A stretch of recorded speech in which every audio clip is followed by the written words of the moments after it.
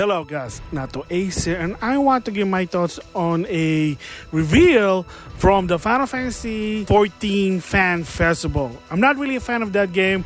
You saw me did a extended showcase on my third channel. The idea of an MMORPG Final Fantasy is good, but the problem with this one is, well, one is you have to buy the game, which is, a retail, plus you have to pay a subscription in order to play it. So you cannot pay double, but I heard it is worth it.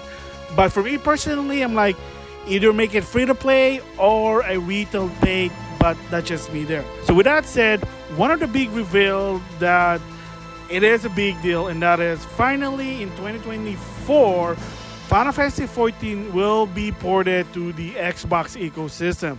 So of course in the past it was in the PS3, and then it went to PC, PS4, and PS5. It is kind of weird, but again, I have to emphasize this. Sony and Square-Enix have great relationship.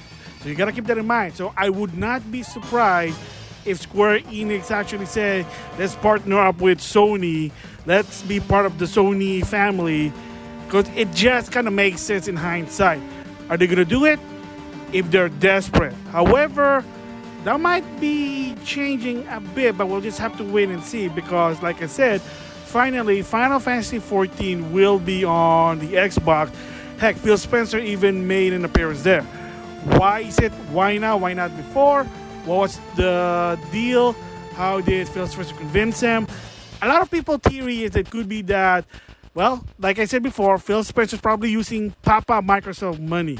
They have a lot of money. Out of the big three company, Microsoft probably have a lot of money. That's the reason why they bought Bethesda, and they're coming to a close of trying to get Activision Blizzard.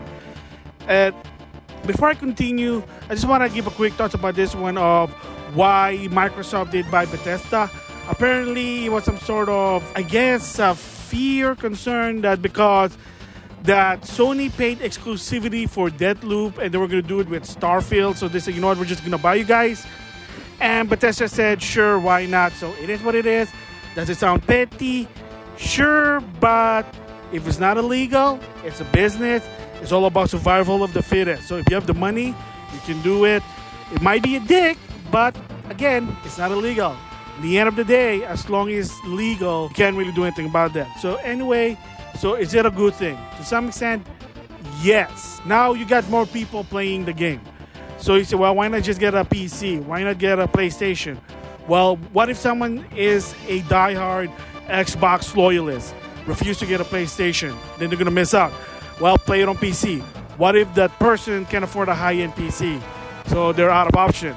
Now with this, they have option to play Final Fantasy XIV on their preferred console, the Xbox. And if it's cross-play, great. If it's cross-progression, great. So there's really nothing a problem there. The only problem probably you're going to have is probably the Sony don't like it because they want more people to be PlayStation over Xbox. But play games. Don't play console. Even so, I do have a prefer on a console. I don't say, hey, this should be that. Heck, I always say third party should always be multi-platform. A lot of time, business decision just doesn't happen. Raincoat, because they said they believe it sells better on the Switch. That's why it's a Switch exclusive. Mega Man Battle Network Legacy Collection is not on the Xbox because it was a business decision. And if you follow past Legacy Collection, they don't really sell well on Xbox, to a point they said, yeah, we're just keeping the Xbox ecosystem. Again, that's their decision. So why finally with Square-Enix? There's a lot of theory behind it. It could be that maybe they want to make more money. They say, hey, why not? Heck, it could be the other way around, and Phil Spencer probably say, we'll give you a lot of money to port Final Fantasy XIV on the Xbox. Yeah, that kind of sounds sad, but you gotta do what you gotta do. And the problem is, to some extent, is that I heard this from a lot of people said, a lot of insiders to some extent even said this, that chances of the game being the Xbox may be slim, that to a point that Phil Spencer have to convince them by offering money. So, money talks. It kind of sucks. That's kind of sad, but again, business is business, and if the money's right, they're going to say, okay, that's the reason why Atlas is one of the first companies to say, fine, we're going to put the games on the Xbox, persuade us to do it, and then let's see what happened. So now, Final Fantasy XIV finally on the Xbox. That's one half of the good news. The other half is it's now on the fans.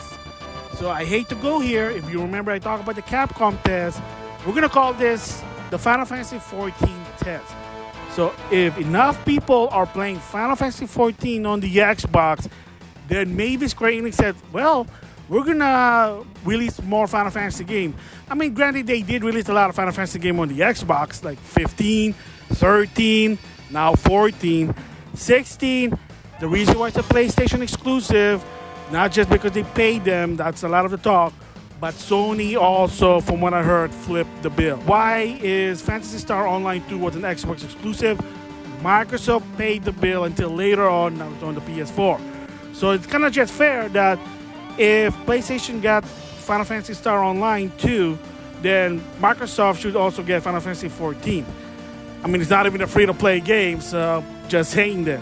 But the bottom line is, a lot of the Xbox owner loyalists, you gotta have to prove to them that it's a good move to play Final Fantasy XIV on the Xbox. A lot of them may say, fine, we're gonna port some of the game.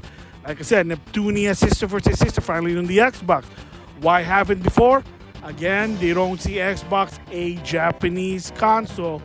It might not fit the bill. That's why. So I think it's great news. Even for a PlayStation fan, it makes sense. More people, like I said, if it's cross-play and cross-progression, then everything should be fine. So that is my thoughts on the Final Fantasy XIV finally being ported to the Xbox. Good move. And how they got it or convinced, well, either, again, Phil Spencer's good with his word, or he probably had to use Papa Microsoft money. You decide. So with that, I'll see you guys later.